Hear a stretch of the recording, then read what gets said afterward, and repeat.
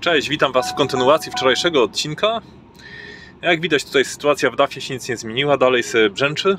Dojechaliśmy na rozładunek do klienta, tutaj mamy silosy. I tak, zobaczymy potem, co będzie z DAF-em, a tutaj zauważyłem, że jest dość mocno przechylona nawierzchnia.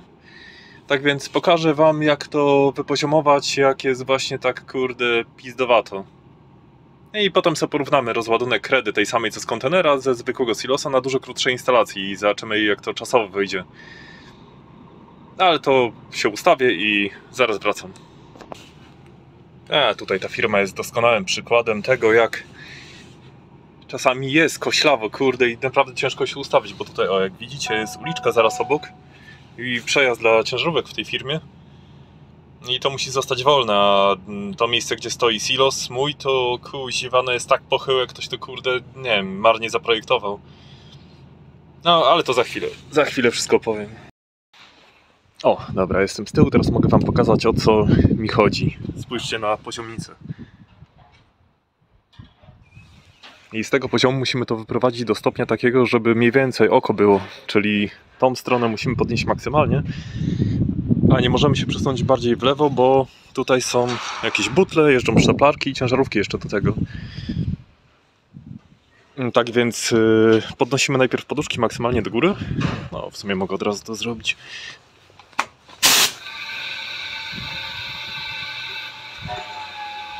Bo później, jak podniesiemy sobie, to tutaj narożnik zderzaka będzie nam haczył. Dobra, nie ma co przegiąć, tutaj jest. O, dobra. Bo wtedy sobie weźmiemy lewą nogę, maksymalnie wykręcimy i będziemy musieli wygiąć ramę na tyle, żeby oko złapać. Ja tutaj jeszcze podkłady muszę wyjąć, tylko muszę poczekać, aż ktoś przyjdzie i mi odkluczy.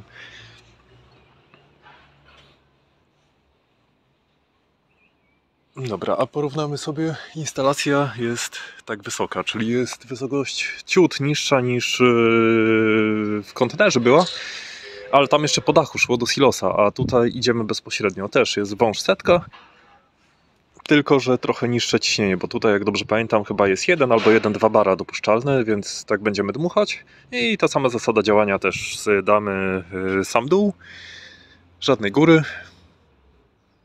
I powiem Wam, o której zaczynamy i jak to pójdzie. No ale dobra, najpierw poczekamy na silomajstra i wypoziomujemy to mniej więcej.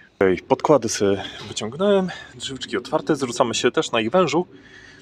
I tak, od tego zacznę, bo ten zderzak tutaj u mnie dość nisko wisi, bo to jest ten nowy Felbinder. To muszę spuścić powietrze z konia, żeby ten tylny zderzak nam jak najwyżej do góry podszedł. Więc od tego zaczniemy. Oczywiście zrzucamy na naszym kompresorze, to... Kurwa, gdzie są kluczyki?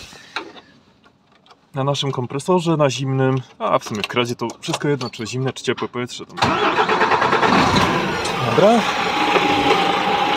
Ciągnik opuszczamy i zawsze coś ten tylny zderzak nam do góry podejdzie, nie?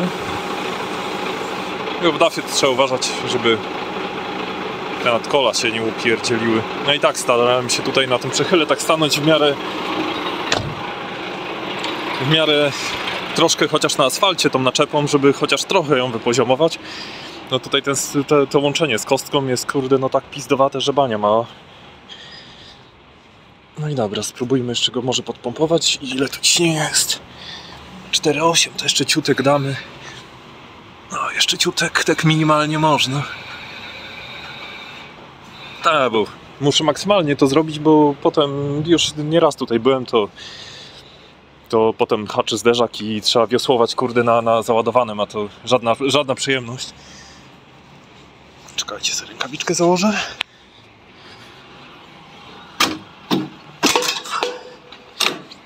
Dobra. Lecimy z tematem. Okej, noga jest opuszczona. To w tym momencie mamy...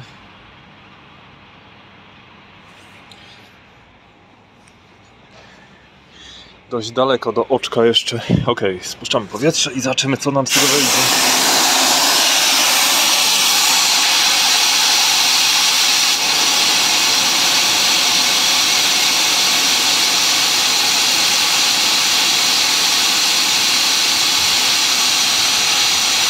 Panie, tutaj kurde, będzie dużo brakowało, ta rama będzie musiała się dość tyle nagiąć.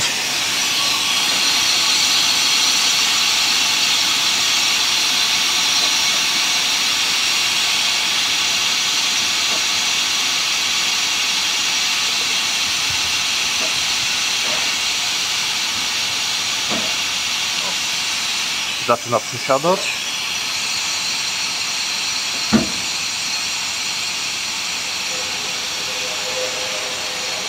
No niestety, czasem takie rzeczy się rozdarzają i nawet dobrze, to przynajmniej pokażę wam o co chodzi, jak to rozwiązać tutaj, nie?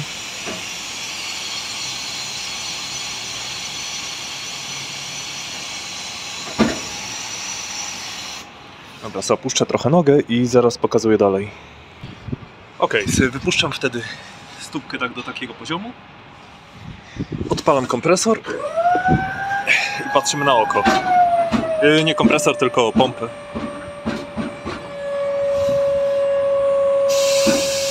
Jeszcze trochę. No i widzicie? Rama się na tyle wygięła, że nam doszło do samej stopy. No i dobra, lecimy w górę. Kreda, no to tak jak ostatnio. O, oczko kurde. Praktycznie idealne. Tylko trzeba o tym pamiętać, że jak się zluźni już towar, nie? Jak już beczka będzie pusta, no to będzie nam sprężynowało z powrotem. To trzeba kontrolować, żeby ta noga cały czas miała podparcie. Bo jak zacznie nam wiatr powiewać, to na jednej stopie no to będzie nam kołysało. I to może niestety źle się skończyć, a tak to delikatnie po prostu cały czas podkręcamy w miarę tego, jak ona będzie się luzowała, podnosiła do góry, to cały czas ją opuszczamy w dół i powinno być wszystko dobrze. Już tutaj parę razy i nie tylko tutaj zrzucałem w takich warunkach i nie było problemu, że większego. No dobra, podłączę wszystko i lecimy. Wąż jest klienta, też tak samo długi jak tamten ostatnio, tylko na dachu trochę instalacja krótsza i inny rodzaj silosa. Zobaczymy. O, kurde, otworzyło. I zobaczymy, co nam czasowo wyjdzie. A, zapomniałem jeszcze wspomnieć o zmiennych, które mamy. Czyli tak, tam były 23 tony, jak dobrze pamiętam, z hakiem, 300 chyba, 23 300, tutaj mamy 25 300 na poładowane. Towar jest dokładnie ten sam. Tam zrzucaliśmy na kompresorze klienta, ale on był zajebiście mocny, no, tam 2 bary to kurde on lekko dmuchał. Ja tutaj zrzucam na moim, czyli mój będzie, on jest dobry, tutaj w tym DAF-ie jest kurde naprawdę dobry kompresor i no robi robotę. Więc zobaczymy ile tutaj i tam było, tam dmuchaliśmy 1.6, 1.7 z tego co pamiętam. Tutaj mamy maksymalną 0.8, no ale myślę tak po cichu jedyneczkę będziemy trzymali, też będzie dobrze. I sobie porównamy wszystko. Tylko najpierw do samej góry podnosimy, żeby nam towar się zsunął. Dobra, i wtedy kabelka od uziemienia zapomniałem podłączyć. No, jak nie macie gdzie podłączyć, to ja sobie podłączę tutaj pod silos, do uziemienia silosa z reguły i też jest dobrze. O, i to jest właśnie...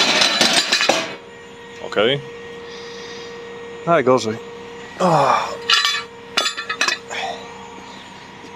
O, i to jest właśnie to, o czym mówiłem. Tutaj mamy już taki malutki odstęp, a tam mamy kurczę jeszcze raz taki. I teraz im wyżej podniesiemy tego silosa, tym zderzak będzie nam bliżej ziemi się znajdował. A niestety, o, tutaj już ktoś zahaczył o to, nowa beczka, kurde. No, ale co zrobisz? Tak to jest, jak w firmie się zmienia beczki. O czym warto tutaj wspomnieć jeszcze, to niektóre są instalacje takie, że pozwalają rozładowywać dopiero wtedy, kiedy zapali się zielone światełko, kiedy porządnie wąż podepniecie. I on musi być dobrze spięty, żeby ten czujnik zaskoczył i dopiero wtedy się wam otworzy silos, bo tak kurczę będziecie czekać, a okaże się, że już wszystko gra i buczy, tylko wąż delikatnie za słabo wkręciliście. Albo końcówka jest ze złego materiału, bo czasami też się tak zdarza.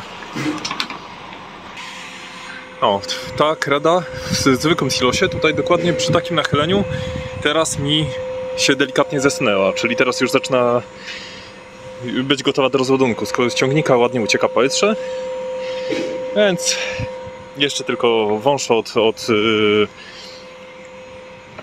od popychu podłączymy i tak na 80% podniosę i pójdę już włączyć kompresorek. No tutaj w tym silosie no to praktycznie do maksa podnosimy, ale raczej mi się nie podniesie, bo zahaczy zderzak o ziemię. Tak mi się wydaje. Więc tak 80% podniesiemy i będziemy kombinować dalej. Mamy silos do samej góry podniesiony i teraz zobaczcie, ile tu zostało miejsca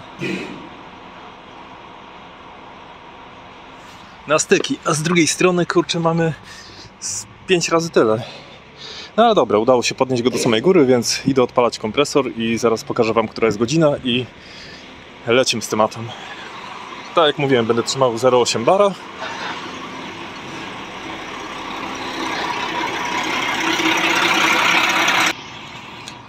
Dobra, kliknąć rozpoczęcie rozładunku i lecimy. Mamy godzinę 8:46. Kurde, chyba tak jak wczoraj dokładnie, nie? To jest coś, tak mi się kojarzy.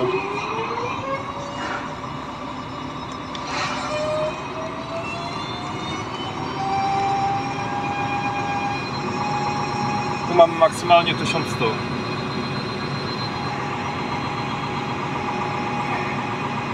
Dobra, 8:45 wystartowaliśmy.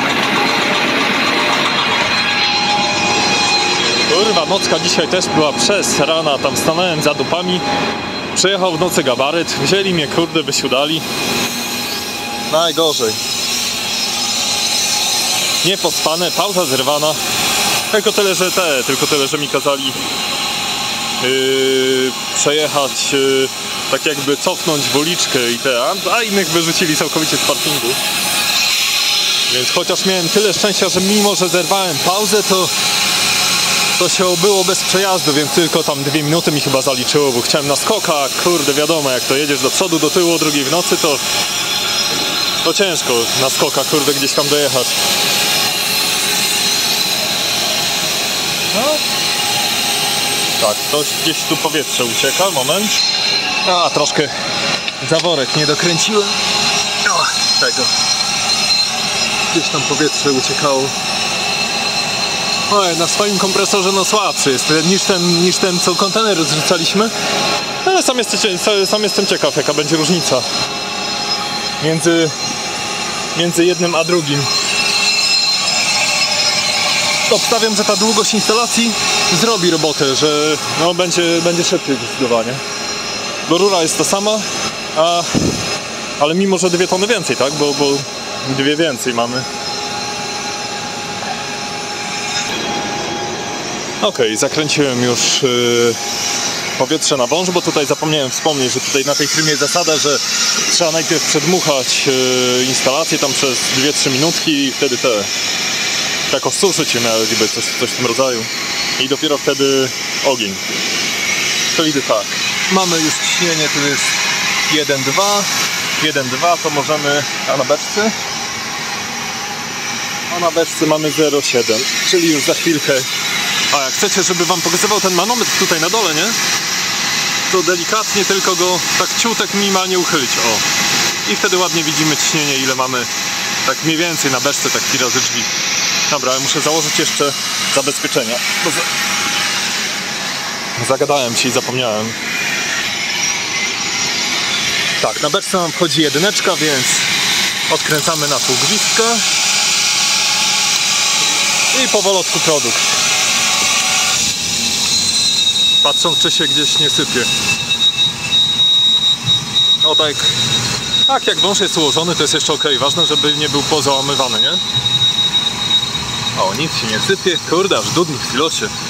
I full gwizdek. Założenia to 0,8 bara, o którym mówiłem.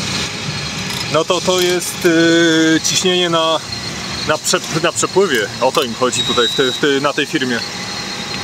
Więc jak będziemy trzymali 0,8 na beczce, to na przepływie będziemy mieli jakieś tak około 0,9 bara, coś w tym rodzaju. No tutaj się musi wyrównać jeszcze bo widzę, że spada. Dobra, to zaraz wyrównamy. Niech spadnie do 8 na beczce z powrotem, tak 0,9, to przepływ będziemy mieli tak 0,9,1. No będzie w sam raz, to nie zamknie nam żadnego zaworu. A będziemy mieli zawsze ciutek szybciej, nie? Niż to, co zalecają. Czyli dobra, o, to już mamy 0,8. Czyli tego musimy delikatnie przymknąć, żeby nam już nie uciekało niżej ciśnienie. Tam jeżeli chodzi o ten przepływ, to tak mniej więcej tam wiem ile on wynosi. Bo niektóre firmy są tam, że podłączacie że jest komputer podłączony i on na bieżąco wam pokazuje. I wtedy tak mniej więcej da się to wyliczyć, że zawsze to, co macie tutaj na filtrze, no to jest tak minus 0,2 bara, no to wtedy to jest takie mniej więcej ciśnienie przepływu, które macie w wężu. Tak pi razy drzwi, no wiadomo, zależy jak produkt i tak dalej. Aha. O, jeszcze trzeba troszkę, kurczę. Dobra, to sobie zostawię tak, żeby mi coś pokazywało. On tutaj praktycznie nie idzie żadne powietrze, on po prostu mi ciśnienie wyrównuje, bo tam u góry mam zawór zamknięty od dolotu do beczki. No dobra, lecimy, zobaczymy jak pójdzie. No pod tym kątem właśnie silos jest lepszy od kontenera i zwłaszcza na swoim powietrzu jak zrzucacie, bo no faktycznie da się bardziej wyregulować to ciśnienie i te przepływy i tak dalej. Teraz ładnie idzie, a... Hej! Kuźwa, trochę przegiąłem z ciśnieniem, bo żona dzwoniła, się zagadałem przez telefon, kurwa, 1,1 bara wyskoczyło. Więc troszkę za dużo. W takiej sytuacji odkręcamy popych na maksa, kurde, przykręcamy beczkę i modlimy się, żeby zawór się nie zamknął.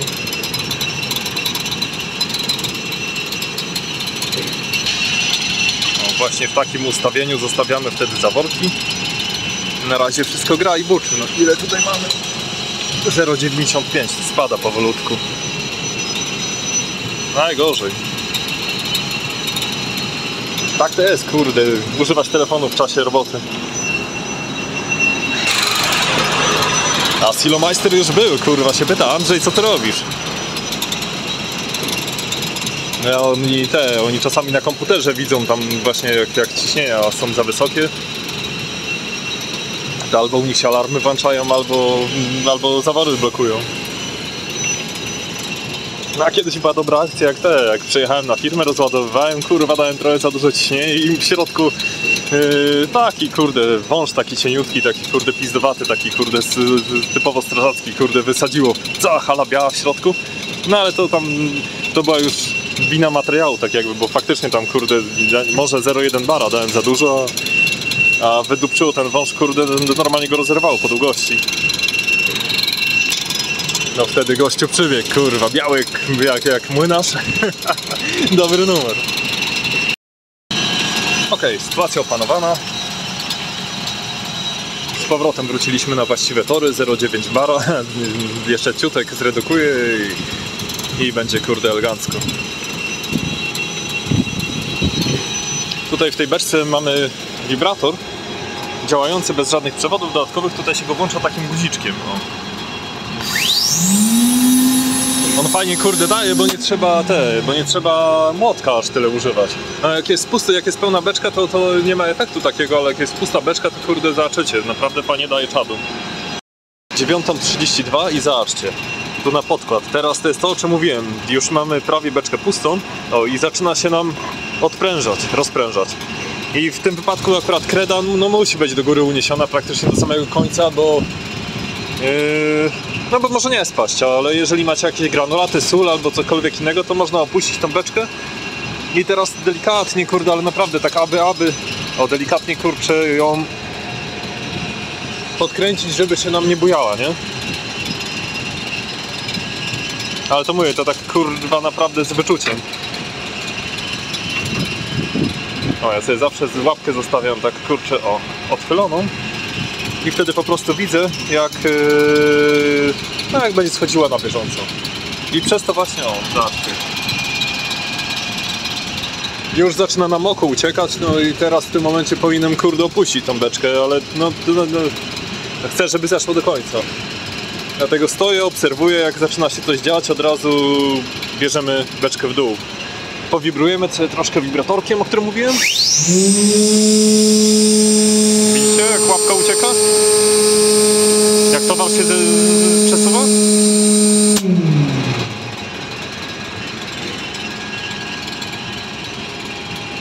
Dobra, już zaraz mamy o.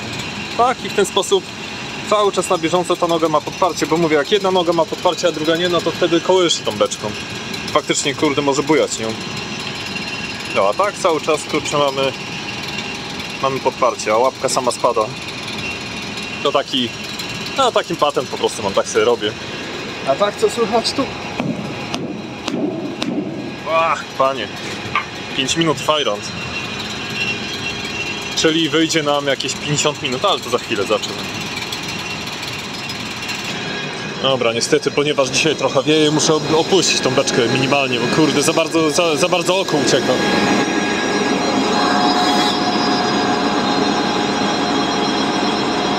Troszkę ją opuścimy i zobaczymy, czy zeszło, czy nie zeszło. No trudno, najwyżej będzie, kurde, rest problem. No, troszkę opuszczę i zawsze trochę bezpieczniej, nie? O, bo oczko już naprawdę, kurde, dość sporo uciekło. I tutaj noga też już się znowu podniosła, więc... O. Jak to się mówi, rozładowywać, obserwować. No czasami są takie miejsca, kurwa no.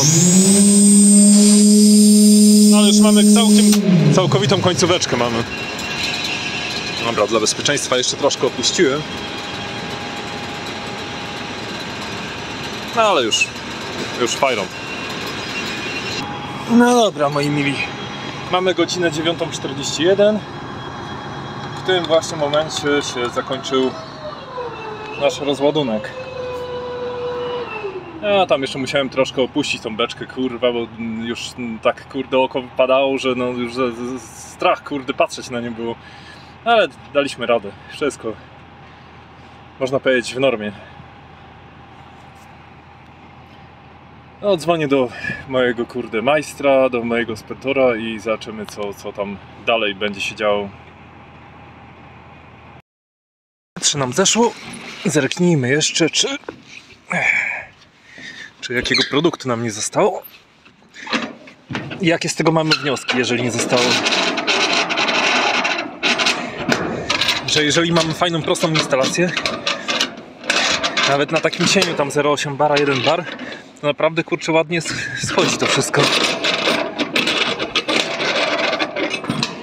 Mimo że mieliśmy tą samą rurę i tam był kontener i waliliśmy w cienie tam 1,6, 1,7, to kurczę, tutaj zeszło w 55 minut, a tam, z tego co pamiętam, godzinę z hakiem. Godzina 15, godzina 20, godzina 15 chyba, mimo że... O, kurde, czyściuchno. Nic pani nie ma. I możemy teraz sobie spokojnie jechać na myjkę, czyli można powiedzieć, załadunek zakończony kolejnym sukcesem. Znaczy rozładunek.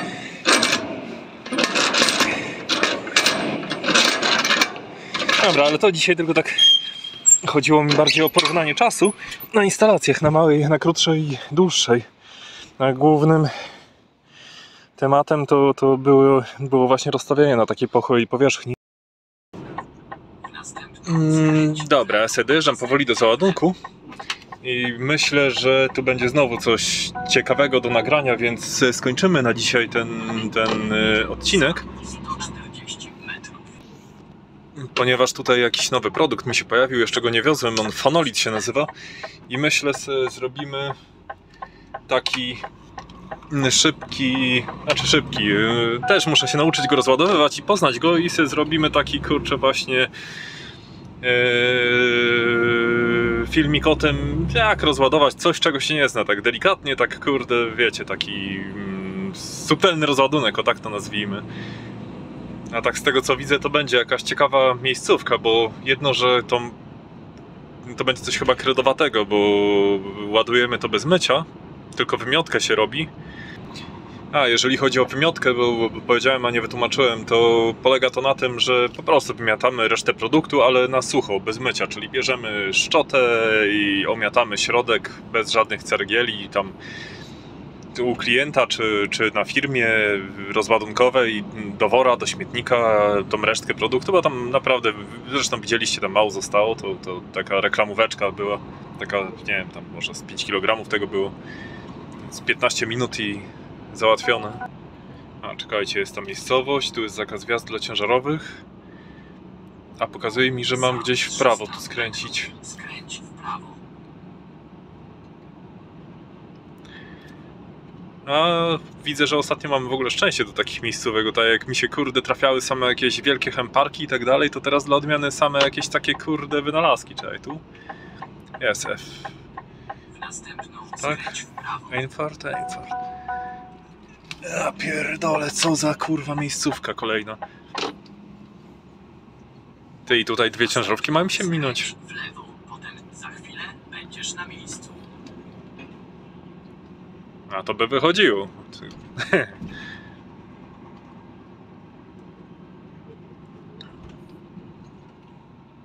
Czekaj, tu w lewo? W lewo.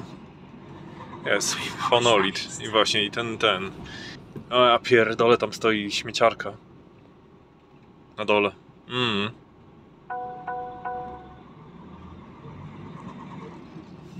Ale ona chyba jedzie też do tej fabryki.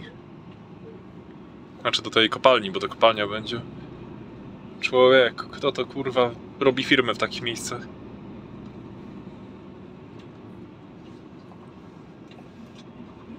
I co, i gdzie jest ta śmieciarka?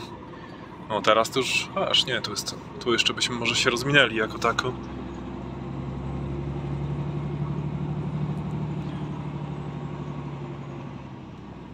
Dobra, to na razie na tym kończymy bo tu wjechałem akurat na bramę.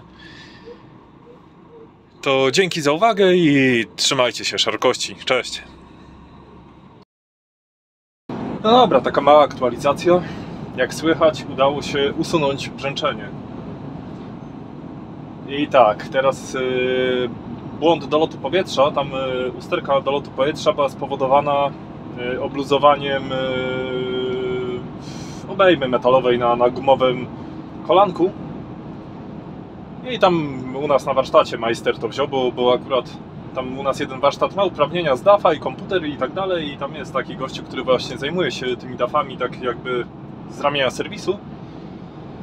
To wziął i to naprawił i nie było tam większego problemu, bez podnoszenia kabiny, bez niczego, po prostu obejmę tam przez nadkole dosięgnął, wymienił, bo ona się po prostu, no te ząbki się tam ukręciły na niej.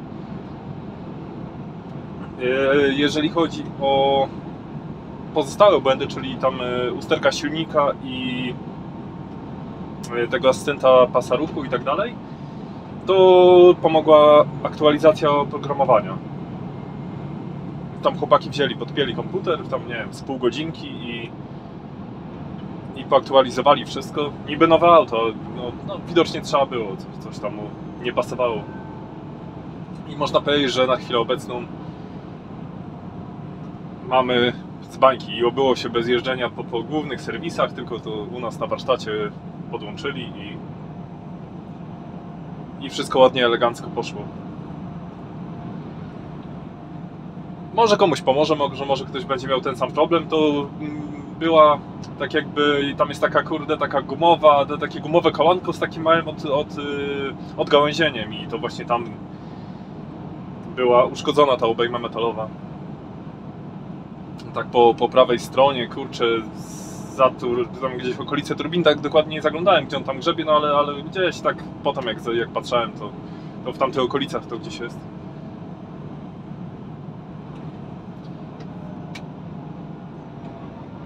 No dobra, to w tym materiale byłoby na razie na tyle. Dzięki za uwagę i trzymajcie się. Do następnego razu. Cześć!